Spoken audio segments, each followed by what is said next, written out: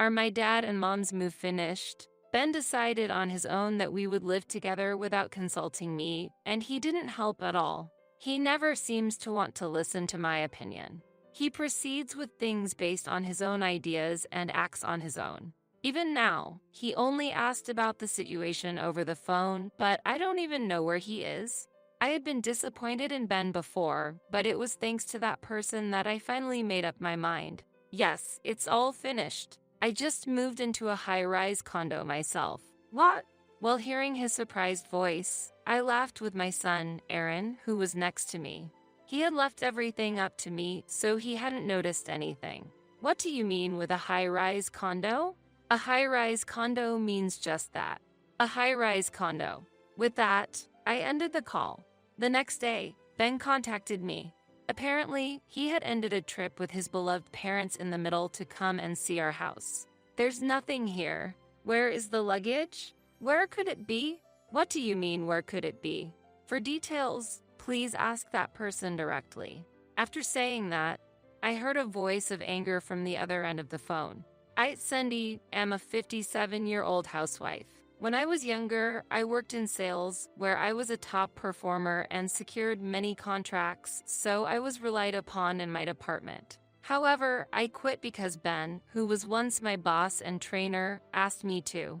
After many talks and discussions we had together, Ben confessed as we were close in age, and after several years of dating, we got married. He asked me to quit my job and dedicate myself to the family, promising that he would never let me struggle, so I resigned upon marrying despite having many regrets. After that, at the age of 33, I gave birth to our son, Aaron, and it felt like I was leading a happy family life. Ben doted on Aaron very much, sometimes to the point of spoiling him, which often exasperated me. On the other hand, I didn't have a good relationship with my in-laws. Especially with my mother-in-law, Diane, with whom I often disagreed about how to raise Aaron, resulting in a strained relationship. It was around this time that Aaron went to university, became independent, and started living alone. Ben reluctantly agreed on the condition that he would visit regularly. After that, it was just the two of us. But Ben started diverting the money he used to spend on Aaron to his own parents. While there was nothing wrong with that, the continued purchase of luxury goods, trips, and gourmet food continued. Aaron didn't need them, so there was no problem. But my mother-in-law, who would take anything she could get, started to affect our finances. Ben, where is the $1,000 I left here? I used it because Mom said she needed a wallet. What are you talking about? I told you not to touch it because it's for the rent. Shut up. It's my money that I earned. What's wrong with spending it as I like? A mere housewife like you shouldn't complain to the head of the house. Whenever I say anything about money, Ben raises his voice in objection. Housewife, that's a term Ben often brings up during our arguments. You're the one who asked me to become a housewife. You being unemployed is a fact. If you can't earn, don't complain. If you hate me being unemployed, I'll go out and get a part-time job. Hey, don't joke around. If I allow my wife to work outside, I'll be seen as incompetent. There are still people with such views today. Ben, unnecessarily proud, wouldn't accept me working outside. When I started working secretly, he found out through his mother where I was working and came yelling at me. In such circumstances, I couldn't even take up a part-time job, so I had no choice but to start working from home. Initially, the income was modest, but it gradually increased, and I was able to manage by using the money for living expenses. Honestly, if the income continues to increase, I might consider divorcing Ben. One day, when I was working from home, the doorbell suddenly rang. I wasn't expecting any visitors, but thinking it might be a delivery, I opened the door to find my mother-in-law standing there. Hi, is something wrong? Nothing's wrong, you shut in. She yelled as barged into the house. Again, this word shut in filled me with disgust. When I was working, my mother-in-law had told me to quit and become a housewife. But once I actually retired upon marriage, she started blaming me like this. Ben is earning money, and that's how you can live. Yet, you dare to defy your husband. She would not listen to me at all and kept attacking me until she was satisfied. Just when I thought I couldn't concentrate on work because of this situation. Diane, how many times do I need to say it? Stop bothering Cindy, darling. Cindy, I'm sorry that Diane is bothering you again. My father-in-law, Henry, had come to take my mother-in-law home. He has always been rational, and ever since he retired, he has been gardening while also keeping my overly assertive mother-in-law in check. He had returned from gardening today and, noticing my mother-in-law was missing, came over worried. I had received his help many times. When will I see my grandchild? My mother-in-law once asked. If you keep pressuring Cindy like that, she'll feel even less like having children. He had defended me when I was struggling with fertility issues and alleviated the pressure from my mother-in-law. And after Aaron was born, when my mother-in-law tried to take him from me, this child is a precious heir. I will raise him. Please give Aaron back. Then saying enough, my father-in-law rescued Aaron from her hands. He also scrapped the cohabitation plan that had been proposed at the time when he saw that my mother-in-law might become too intrusive. Ben had sided with his mother and wanted to live together, but thanks to my father-in-law firmly saying, "You're the husband. Put your wife and child first," we were able to avoid cohabitation. If I had lived with my mother-in-law, I might not have endured her mistreatment. I am very grateful to my father-in-law. Thanks to him, I've been able to maintain a reasonable distance from my in-laws. Amidst being frustrated with life with Ben, I suddenly received news that my mother had passed away. She had a chronic illness, and my sister had been caring for her. My father passed away early, and my mother hadn't touched the assets he left, resulting in a considerable inheritance for my sister and me. What will you do about your parents' home? Ben asked me. My sister has her own home, so she said she'd give it to me if I want it. How about moving to your parents' home then? He suggested while we were sorting out the inheritance. We currently live in a rented house, but my parents' home is quite old. Yes, how about moving after renovating it? I suggested. How will you fund the renovations? Ben asked. I'll use the inheritance, I replied. I haven't told Ben the specific amount of the inheritance. If he knew there was a large amount, he might give it to his mother. That's why I've only told him about the renovation costs. That shouldn't be a problem then, Ben agreed. I felt relieved inside. Moving to my parents' home would mean being long distance from my in-laws. That means I could also keep a distance from the problematic mother-in-law. With that in mind, I began actively preparing to move. The renovations were eventually completed, and I moved to my parents' home. What's this? I thought, because there were more boxes than expected. The moving company handled it, but I was surprised by the amount. While having my suspicions, I opened a box of unrecognizable luggage and found my mother-in-law's clothes inside. Ben, there's a box here packed with your mother's clothes. What's this all about? I asked. Did I forget to tell you? My parents and I are going to live in this house together. What? I was astonished. I was dumbfounded by this sudden announcement. Why do we need to live with my in-laws in my parents' house? I couldn't help but argue with Ben. I didn't hear anything about this. The renovation using the inheritance was meant for us to live together. Shut up. I've already decided. Ben raised his voice and pulled out a document. Holding the document, I was shocked. A divorce paper? If you oppose it, it's divorce. How will you live if you leave me, an unemployed woman? Ben said. The divorce paper already had Ben's signature on it. While I stood there stunned, Ben started packing his travel bag with clothes. Pack up the luggage and prepare for my parents' move by the time I get back. Wait, where are you going? I asked. I'm going on a little trip. I sold my parents' house, so I'll use that money. I'll stay at my parents' house for 2 or 3 days, then go on a luxurious trip for a week. Ben answered and left. I was left feeling the worst. The cohabitation was decided without my consent. He left the bothersome task of sorting things to me, and he went on a trip with his parents. At that moment, I decided to retaliate thoroughly.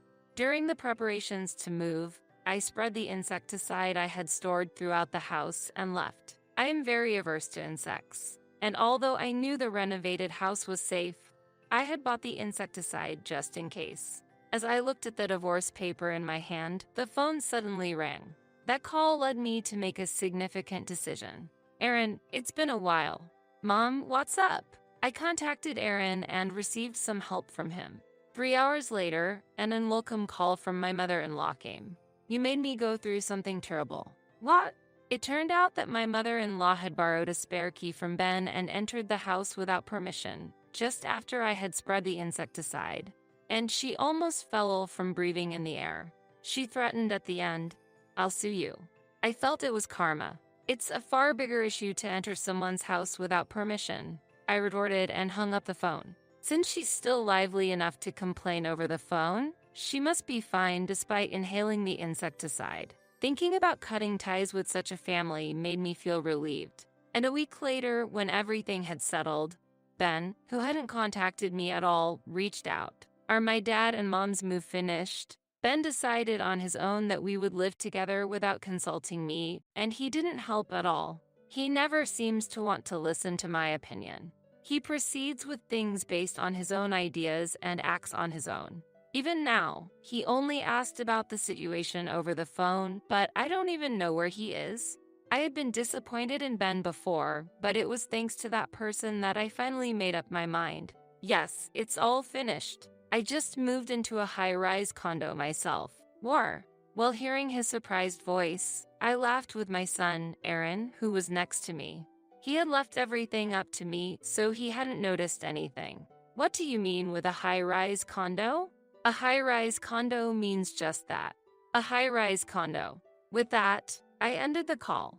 Finally, I was able to cut ties with Ben. My gratitude for the people who cooperated with Aaron was immeasurable. Thinking back, I headed to the sparkling new kitchen to prepare a special meal for Aaron.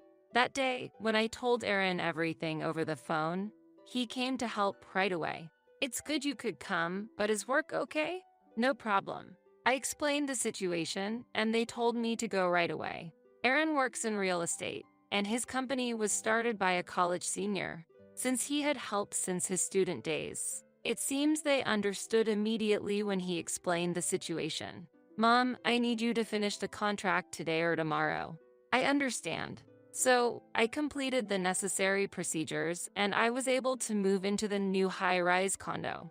Today, as I was preparing for the celebration, Ben contacted me.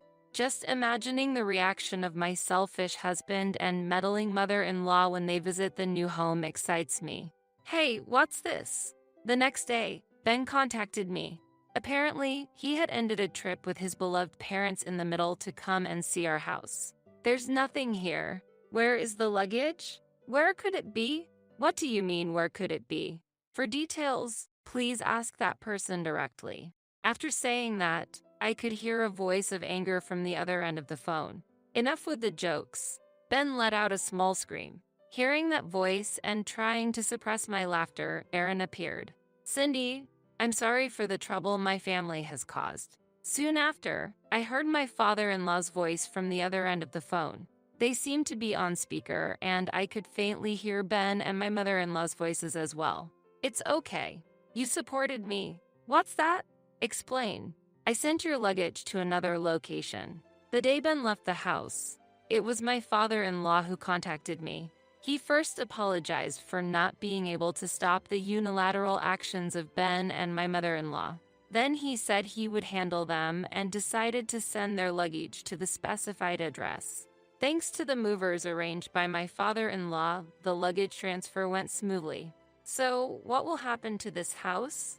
After explaining everything, I heard Ben's voice of confusion. I sold that house. What? You sold it? Why would you do something like that on your own? That house was inherited by me. My sister didn't want it, so she agreed it was okay to sell, and I decided to sell it. What's the problem? The house was well located and had been beautifully renovated, so it quickly found a buyer. In fact, Aaron Sr. liked it and immediately offered to buy it. As a result, the house was already owned by its new owner. Isn't that a bit too selfish? Ben, which mouth of yours can say such things? It was you who decided everything without listening to Cindy's opinion. Now I will show you where you two will live. Wait a moment. What do you mean by you two? I've had enough of Diane. Hopefully, this way you'll understand. In the calm yet stern voice of my father-in-law, I could sense my mother-in-law's surprise. She was probably under my father-in-law's sharp gaze. Dad and Grandma, you're underestimating Mom too much. At that moment, Aaron, standing next to me, said as calmly as my father-in-law, I've heard everything from Mom. Why should my mom, who renovated the house after receiving it from Grandma and Auntie, have to give it to you guys? Dad, you must know how Grandma has been treating Mom. Despite that, why would you consider living together? Aaron, that's no way to speak to your father. Father? Just giving orders and expecting obedience. Is that what a father does? You ignored Mom's opinions, and sometimes mine too, didn't you? Honestly, I don't want to be a father like you, and I don't want my loved ones to meet people like Grandma. The direct words from Aaron, whom they had doted on, left them speechless. After that, I could hear my father-in-law sighing on the other end of the phone. I'm truly sorry, Cindy, he said, and then he ended the call. Just before the call ended, I heard surprised voices from Ben and my mother-in-law. With that, my father-in-law will probably handle those two. By the way, this high-rise condo is really wonderful, isn't it? Yes, I was hoping I could live here someday. The purchase of this high-rise condo was smoothly financed with the money from selling the house, my savings from when I was single, and the remaining inheritance. It looks like I will be able to live off the income from my work-at-home job. It seems like we'll have peaceful days ahead for a while. You know, I actually valued Mom over Dad because you taught me proper things, even though you were strict. According to Aaron, while Ben would buy him anything he wanted, he seldom provided strict guidance and rarely listened to him. Even when he talked about school, Ben would just say I see and not engage seriously, always suggesting, let's go shopping next holiday, only wanting to go where he wanted. More than Ben, it was important for me to listen carefully, sometimes scold him, and seriously consider his future. It's true that since Aaron got through his rebellious phase, he occasionally gave Ben cold looks. Also, I remember when Ben was criticizing me, Aaron would intervene as if to protect me, saying, that can wait. We have something important to discuss now. Children are more sensitive to their parents' actions than we might think. Every time Dad said something to you, Mom, he would insult you for being unemployed. So, I decided to send money to help you. Huh? I hadn't heard about that. I heard it from Grandpa. Apparently, all the money I sent ended up going to Grandma. My father-in-law had long suspected my mother-in-law's extravagant lifestyle. Indeed, Ben was sending her travel vouchers and gourmet food, but that wasn't all. Aside from that, my mother-in-law was frequently enjoying luxury lunches and shopping. The gifts Ben sent every month couldn't possibly explain it all. Despite this, the shared savings remained untouched. Turns out that all the remittances from Aaron were being taken by Ben and passed directly to my mother-in-law. I can't believe it. Knowing that, I've decided I don't want anything more to do with Dad. Aaron's expression was stern, clearly indicating his resolve. He seemed to be at the peak of his anger. I no longer intend to support Dad, and Grandpa said he's going to divorce Grandma. That's right. As Aaron said, my father-in-law proceeded with the divorce from my mother-in-law afterward. My mother-in-law tried to cling to my father-in-law, but he was fed up with her and Ben's self-centered actions and coldly pushed them away. I'll split the assets, but don't expect any inheritance. My father-in-law stated decisively, deciding to spend all his available funds and move into a facility. Due to my mother-in-law's wastefulness, there wasn't much inheritance left in the first place. Afterward, my father-in-law moved into the facility, letting go of my mother-in-law and Ben.